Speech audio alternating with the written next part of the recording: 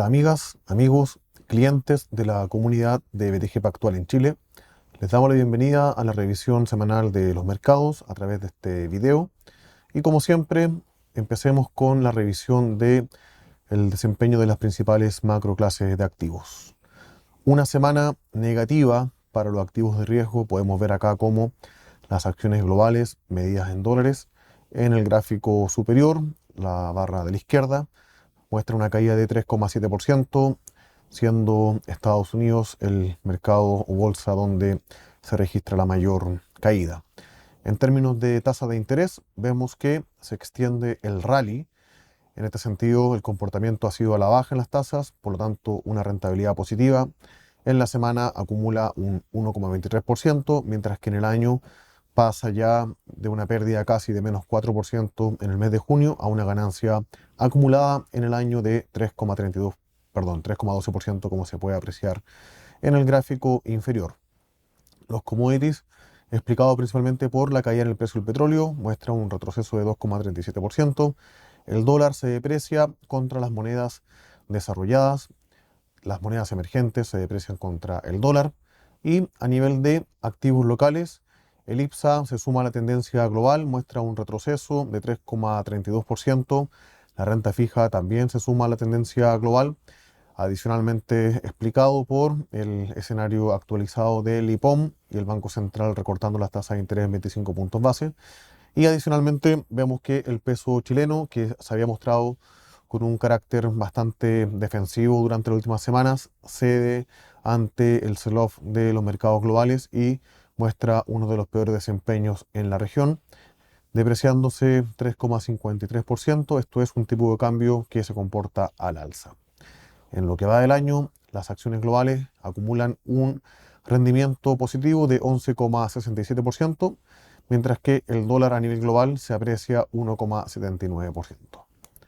A nivel de regiones en el mercado accionario, como ya había adelantado, Estados Unidos muestra el peor desempeño a nivel global en la semana, 4,22%, explicado principalmente por sectores más cíclicos, compañías ligadas al sector e industria tecnológica, que muestran un sell-off, y con esto el índice, que tiene un componente relevante en este tipo de compañías, termina cayendo más de 4%. En el mundo desarrollado, lo más defensivo es hacia el mercado asiático, también el Reino Unido, mientras que en mercados emergentes, Latinoamérica muestra una caída de 2,08%. Por el lado de la renta fija, solo buenas noticias. Vemos que los bonos soberanos muestran el mayor avance en términos de subestrategias. En este sentido, el mundo investment grade corporativo también se acopla a esta dirección, considerando que tiene un mayor nivel de duración en relación, por ejemplo, a lo que serían los bonos high yield o los bonos de empresas emergentes denominados en dólares. Por el lado de las monedas, vemos una apreciación adicional del yen en relación al dólar, 2,72%, ya parece lejano los días donde transaba sobre 160 yenes por dólar. Vemos que el camino de política monetaria sigue siendo una señalización de alza en las próximas reuniones versus los mercados o los países de bancos centrales desarrollados, mostrando en el margen recorte de tasa de interés y también un sesgo bajista. A nivel de mercados emergentes, podemos apreciar ahí en la parte derecha del gráfico, en la barra gris, como el peso chileno, que se había mostrado algo más defensivo, finalmente termina cayendo, se deprecia 3,53% en la semana. Por último, en relación a los commodities, una semana negativa, 2,37%, donde destaca la caída, por ejemplo, del petróleo de 8%, ya el precio del barril WTI, el que transa en Estados Unidos, acercándose más a niveles de 65 que de 75. También a nivel de metales vemos la plata cayendo, el cobre también, y el hierro, muy ligado a la actividad industrial en China. El exceso de capacidad por el lado de acero también está impactando en este commodity y muestra una caída de 8%. Los commodities de agricultura prácticamente todos al alza. Respecto a las noticias más destacadas de la semana, tenemos primero el Banco Central en Chile recorta en 25 puntos base la tasa de política monetaria y entrega un outlook de política ajustado a la baja. En términos bien concretos, esta decisión de recorte de tasas viene acompañado de un informe de política monetaria donde se hace un ajuste a la baja en las estimaciones de crecimiento de largo plazo y se mantiene la estimación de una TPM real neutral en torno a un 1%. Como podemos ver acá, el gráfico de la izquierda nos muestra que la tasa de política se ubica actualmente en 5,5%. Previo a la decisión de tasas, las encuestas de operadores financieros estaban anticipando que para los próximos 11 meses, esto es año 2025, la tasa estaría en 4,75 y, perdón, la encuesta de economistas, y respecto a la encuesta de operadores financieros, esto en 12 meses plazos, la tasa de interés de política monetaria estaría en 4,5%, ambos niveles desafiados por el IPOM de septiembre. En la derecha se puede apreciar el resumen de las principales estimaciones de las variables macro más relevantes, donde destaca el ajuste a la baja con un crecimiento anémico para la economía local 2025-2026 en el rango de 1,5, 1,25, perdón, 1,5, 2,5% respectivamente. En términos del IPOM, el informe de política monetaria sitúa la estimación de tasa de política monetaria neutral en términos reales, esto es descontando la inflación esperada, entre 0,6 y 1,6%, siendo la mediana y la media de 1,1%. Si consideramos que la inflación de equilibrio en el mediano plazo es de 3%, estaríamos hablando de una tasa de política monetaria en torno a 4,5%. Vemos en la derecha, en el gráfico superior, la tasa implícita que tenía la curva de los bonos nominales en Chile a un plazo de 2 años. Esto es la tasa de un día en 2 años más. Estaba de forma implícita transando en 4,5%. Post publicación del IPOM se hace el ajuste inmediato, un recorte de 50 puntos base implícito, y con eso tenemos una ganancia de capital importante para el día post IPOM que reflejan las tasas de interés a lo largo de la curva nominal en Chile. Hoy por hoy, si queremos ver qué es lo que tiene implícito el mercado para la TPM en un horizonte de 12 meses, podemos ver el cuadro de la derecha abajo.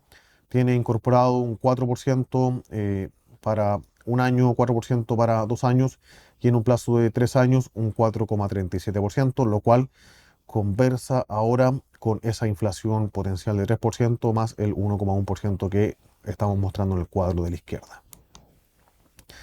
Segunda noticia de la semana, la inflación en Chile muestra un crecimiento marginalmente superior a lo que estaba esperando el mercado para el mes de agosto, 0,3% versus 0,2%, que era lo que anticipaba el consenso. Con esto se acumula una inflación en 12 meses de 4,7% y las principales contribuciones en el mes fueron, bueno, en términos de variación más que contribución, fueron el segmento o la canasta que corresponde a alimentos y bebidas no alcohólicas, lo cual pesa un quinto de la canasta, con una variación mensual de 0,5% y una incidencia de 0,11%. También la partida o subsegmento de vivienda y servicios básicos con una inflación en el mes de 0,4%. Y finalmente, en el lado negativo, o sea, resta inflación, la parte de seguros y servicios financieros, pero que tiene una incidencia y ponderación bastante acotada en la canasta. Nuestro equipo Macro Research destaca, bueno, primero que estuvo sobre el nivel que esperaba nuestro equipo y el consenso de mercado de 0,2%.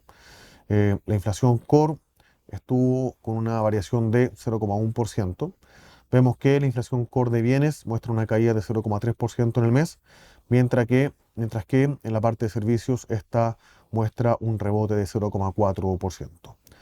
Si bien no hubo grandes sorpresas, esto al menos reafirma el escenario que tenía implícito nuestro equipo.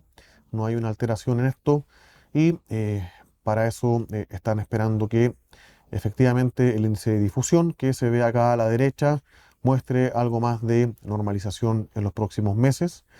Sin embargo, el Banco Central aún estaría enfrentando presiones inflacionarias que estarían de alguna forma retrasando esta convergencia a la inflación de 3% como target que tiene la autoridad monetaria. Tercera noticia de la semana, la más relevante en el plano internacional, la creación de empleo, la creación de empleo privado. Tuvimos, como es tradición, la primera semana de cada mes, la agencia ADP, que publica la creación de empleo privado a través de sus nóminas que puede agregar. Con eso muestra en el mes una creación de empleo que sigue mostrando de alguna forma un enfriamiento en el mercado laboral. Sigue siendo menor a lo que está reportando de forma mensual el dato oficial de empleo, ese que dice ahí NFP, Non-Farm Payroll, que en el mes de agosto agrega 142.000 nuevos puestos de trabajo. El mercado esperaba 165.000, o sea, es una decepción a la baja. El mercado empieza a cuestionar nuevamente el escenario base de soft landing, esto es una convergencia en la inflación al 3%, perdón, al 2%, sin el riesgo de una recesión. El mercado laboral de alguna forma se está enfriando. Vemos cómo estos 142.000 puestos de trabajo muestran un crecimiento, una expansión en relación a lo que fue el mes de julio, que finalmente quedan 89.000 puestos de trabajo. Y cuando vemos la separación entre lo que sería el sector de bienes, muestra una creación bastante acotada de empleo, 10.000 puestos de trabajo, siendo la manufactura el principal detractor, mientras que las empresas ligadas a servicios están agregando 108.000 nuevos puestos de trabajo y las cifras de gobierno, empleo público, 24.000 para el mes de agosto. Así que acá el mercado, de alguna forma, poniendo los paños fríos en la parte laboral, cuestionando el potencial de soft landing, y el mercado da cuenta de aquello. Acá tenemos esta regla que hemos repasado en algunos calls, algunas llamadas previas, la regla de Sam, la ex economista de la Reserva Federal, que nos dice que históricamente cuando la media móvil de 3 meses en el empleo nacional es 0,5% por sobre los últimos 12 meses o el mínimo de los últimos 12 meses, históricamente esto antecede entre 3 a 6 meses a una recesión. Ese nivel ya se cumple con el último dato de desempleo y obviamente si la historia se repite estaríamos eventualmente mirando solamente este indicador entrando a una recesión en los próximos 3 a 6 meses. Cuarta noticia de la semana, como ya ha sido la tónica de los últimos prácticamente 12, 18 meses, ausencia de presiones inflacionarias en China. Tenemos que la inflación para 12 meses en el mes de agosto al consumidor se ubica en 0,6%, mientras que al productor en menos 1,8%. Esta debilidad en los precios nos da cuenta de forma implícita que la reactivación de la economía sigue siendo débil, por lo que no ha provocado por ahora presiones inflacionarias ni por el lado de las empresas como tampoco por el lado del consumo. Adicionalmente podemos ver acá a la derecha el deflactor implícito de precios del PIB, también se ubica en terreno negativo. Este sería el quinto trimestre consecutivo donde vemos que esta medida amplia de precios se contrae y obviamente han habido pocos episodios de este tipo de comportamiento, siendo el final de la crisis asiática a fines de los 90, tenemos la crisis financiera subprime el año 2008-2009 y básicamente eso junto con el COVID y el año 2015. Así que sigue siendo la nota de cautela para la recuperación económica en China.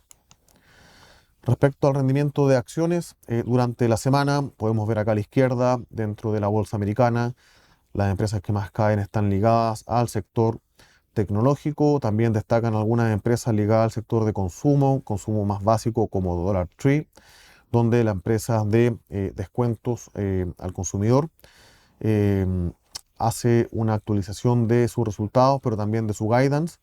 Y adicionalmente, en una encuesta que realiza a sus clientes, eh, revela que el potencial de aumento en el consumo es bastante acotado y que buena parte de sus clientes están con problemas, en términos bien simples, en castellano simple, están con problemas para llegar a fin de mes y por lo mismo estarían destinando una menor parte de su presupuesto a compras de este tipo de bienes.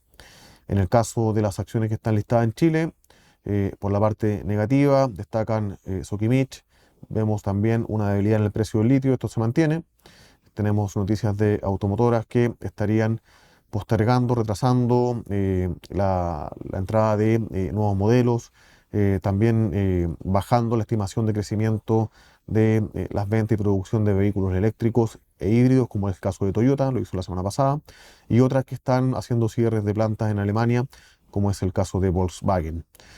Adicionalmente, bueno, también vemos algunas empresas que habían tenido muy buen desempeño durante el año, como Ripley, aquí mostrando algo de descanso también en su cotización, y empresas de menor capitalización como Socovesa mostrando un rebote en la semana de 13,59%. Para esta semana, la agenda económica nos dice que, bueno, esto ya se publicó día lunes, el dato del PIB, la última entrega del segundo trimestre para Japón estuvo en línea con lo que esperaba el mercado. 0,8% es el crecimiento intertrimestral al cierre de junio de este año. Ya revisamos el dato de inflación al productor, menos 1,8% en el mes de agosto, mientras que el dato de precios al consumidor 0,6% en el mes de agosto también. Para lo que queda de la semana, tendremos la encuesta a las pequeñas y medianas empresas en Estados Unidos el día martes, junto con inflación en el mes de agosto para Brasil. El día miércoles, probablemente el dato más relevante de la semana, la inflación al consumidor en Estados Unidos, donde el mercado anticipa 0,2% de crecimiento en agosto, tanto para la inflación headline como para la inflación core. También veremos la evolución de los salarios reales, tanto mensuales como semanales. Y ya al cierre de la semana, el día jueves, reunión de política monetaria en Europa. El mercado anticipa un recorte de 25 puntos base para la tasa de política monetaria. Datos de precios al productor en Estados Unidos y la confianza del consumidor en ese país, junto con datos sectoriales, producción industrial y ventas de retail en el caso de China. Eso es todo por esta semana. Como siempre, agradecemos nuevamente que revisen nuestros informes, se conecten a nuestra actividad en redes sociales y, como siempre, cualquier duda estamos felices de ser contactados. Muchas gracias.